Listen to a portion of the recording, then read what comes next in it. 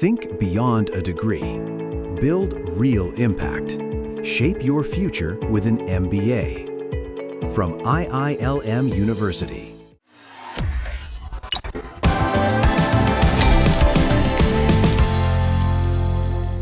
Rare earth mineral को लेकर वित्त मंत्री निर्मला सीतारमण ने बजट में बड़ा ऐलान किया है, जिसके बाद से भारत अब चीन को सीधी टक्कर देगा। जी हां, वित्त मंत्री निर्मला सीतारमण ने रेयर अर्थ एलिमेंट को लेकर यह बड़ा ऐलान किया है।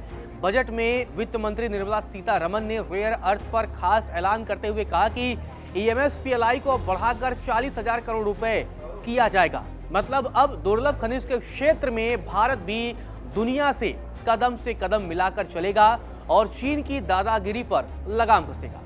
वित्त मंत्री के ऐलान के बाद ओडिशा, केरल, आंध्र प्रदेश और तमिलनाडु में समर्पित रेयर अर्थ कॉरिडोर बनाए जाएंगे। यहां दक्षिण के राज्यों पर मोदी सरकार का विशेष ये फोकस है। इसमें 2 ऐसे राज्य हैं जो चुनावी राज्य भी हैं। मतलब रेयर अर्थ के मामले में दक्षिण भारत पर बजट में विशेष तौर पर फोकस किया गया है। सरकार के इस कदम से रेयर अर्थ मेटल पर भारत की निर्भरता दूसरे देशों पर कम होगी।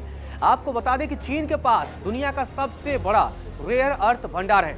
ऐसे में इस कदम से चीन की दादागिरी खत्म हो जाएगी। निर्मला सीतारमण ने सीधे तौर पर कहा है कि ओडिशा, केरल, आंध्र प्रदेश, तमिलनाडु में महत्वपूर्ण खनिज कॉरिडोर स्थापित करने में सहायता करने का बजट में प्रस्ताव किया गया है। 2025 में रेयर परमानेंट मैग्नेट स्कीम की शुरुआत की गई थी। इसमें आगे बढ़ते हुए अब खनिज संपन्न राज्यों की मदद की जाएगी। तो ये बड़ी बातें वित्त मंत्री निर्मला सीतारमण की तरफ से ऐलान किया गया है। आपको बता दें कि रेयर अर्थ को लेकर लगातार चर्चा होती रही है। सेमीकंडक्टर इंडस्ट्री को लेकर लगातार चर्चा होती रही है और इसीलिए भारत में कई ऐसे सेमीकंडक्टर फैक्ट्री बनाए जा रहे हैं, क्योंकि सेमीकंडक्टर और इन रेयर अर्थ के जरिए बहुत बड़े पैमाने पर क्योंकि अभी भारत चीन पर डिपेंड है और भारत ही नहीं, दुनिया के कई देश ऐसे हैं जो चीन पर पूरी तरीके से निर्भर हैं और इसीलिए ये बड़ा कदम माना जा रहा है बजट के जरिए।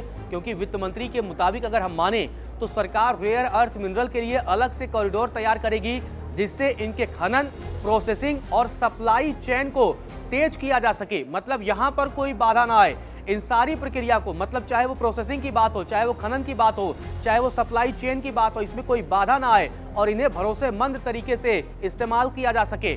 तो इसीलिए 4 राज्यों को विशेष तौर पर चिन्हित किया गया है और ये दक्षिण भारत के राज्य हैं और इन राज्यों में ये कॉरिडोर बनाए जाएंगे, जिससे सरकार सीधे तौर पर बड़े पैमाने पर और जल्दी से जल्दी रेयर अर्थ के मामले में आत्मनिर्भर भारत की सपने को साकार करे। सेमीकंडक्टर इंडस्ट्री में भारत तेजी से ग्रो करे और इसीलिए सरकार का फोकस साफ तौर पर रेयर अर्थ एलिमेंट में आत्मनिर्भरता पर है, क्योंकि फिलहाल भारत अपनी जरूरत का तकरीबन 90% हिस्सा चीन से आयात करता है और यही वजह है कि अब बजट में इस पर विशेष ध्यान दिया गया है।